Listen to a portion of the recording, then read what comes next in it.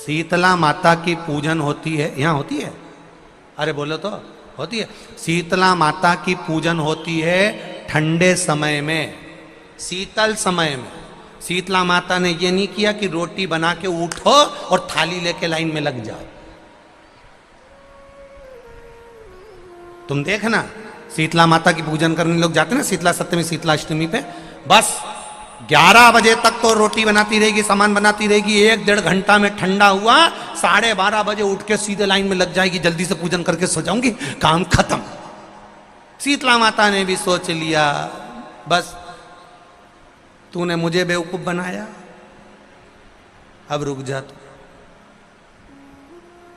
11 बजे तक भोजन बनाया, 10 बजे तक भोजन बनाया, 1 बजे रात को लाइन में लग गई पूजन करने के लिए। 1 बजे रात को न जाने किसने पहला दी कि 1 बजे रात को लग जाओ लाइन में, सुबह तक पूजन करके अपने घर आ जाओ, फिर आराम से आके सो जाओ। अब इतनी जल्दी क्या है भगवान के पूजन की? माँ की पूजन करने जा रहे हो, माता से लाड़ लड़ाने जा रहे हो, अपनी माता से अपने दिल की बात कहने के लिए जा रहे हो, अपने स्नेह की बात कहने के लिए जा रहे हो, तो धीरे धीरे प्रेमवश आनंद से माता की आराधना शीतल समय में, ठंडे समय में। ठंडे समय का मतलब है भीतर से ठंडे होकर, अपने भीतर से ठंडे होकर। अब अपने भीतर तो ठंडा ही है ही नहीं ना, जल्दी जल्दी चलो, और आधी बहुत पतली खुशी है, और और ये कितना बड़ा कपड़ा थाली पे ढाक ढुका के लाइन में खड़ी है शीतला माता। शीतला माता, या हाथ में लोटा या हाथ में थाली, और इतनी देर में पड़ोसन निकल के बाजू में से जा रही थी और लोटा थोड़ा सा ढुल गया।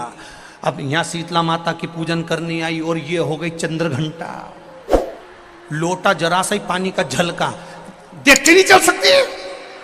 ठंडा भोजन हाथ में, लोटा ठंडा पानी का, और अंदर अग्नि। शीतला माता भी कह रही इसको अजान दो पहले, इसको क्या मतलब?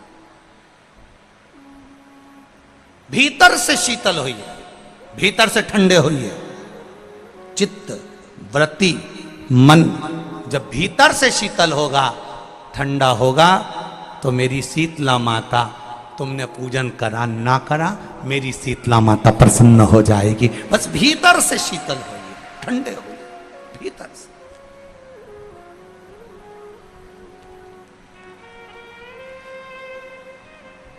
मां ग्रह कह रहा है, मगर कह रहा है, घड़ियाल कह रहा है, आप इसको बचाना क्यों चाहती हो?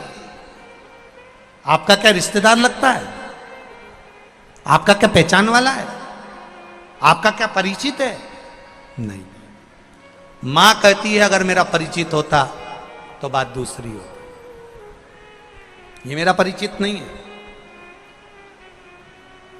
तो फिर मां कहती है इसने मुझे पुकारा है, और माता कहकर पुकारा है।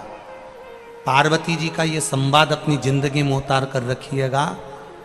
पार्वती माता ने ग्रह को, ब्रह्मवेत्ता पुराण में एक बात कही है कि पार्वती जी ग्रह को कह रही है, मगर को कह रही है कि शंकर भगवान को, देव अधिदेव महादेव को और मुझे, संसार का कोई जीव माता और पिता कहकर अगर पुकारता है तो पार्वती जी कहती है शिव और पार्वती उसके सामने जाकर खड़े हो ही जाते हैं। ये निश्चितता है। उसने पुकारा, ठीक है।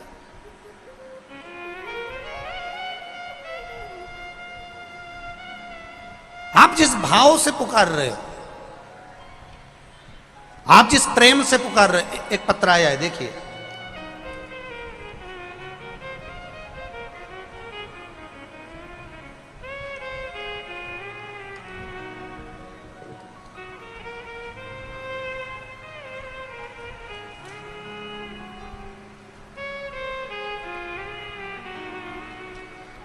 राजेंद्र दास वैष्णव बैरागी, पुजारी, गांव तलावली, तहसील देपालपुर, जिला इंदौर, मध्य प्रदेश।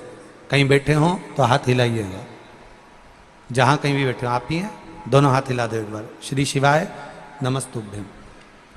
मैं राजेंद्र दास वैष्णव बैरागी, पुजारी गांव तलावली, तहसील देपालपुर, जिला इंदौर, मध्य प्रदेश से हूँ। गुरुदेव, मेरे पेट की आंत में आटी गांठ पड़ गई थी। डॉक्टर को बताया, भर्ती रहा, पर आराम नहीं हुआ। बहुत से डॉक्टरों का दिखाया, फिर भी इंदौर में दिखाया तो जांच में आया कि आंत को काटना पड़ेगा और उसमें से गांठ को निकालना पड़ेगा।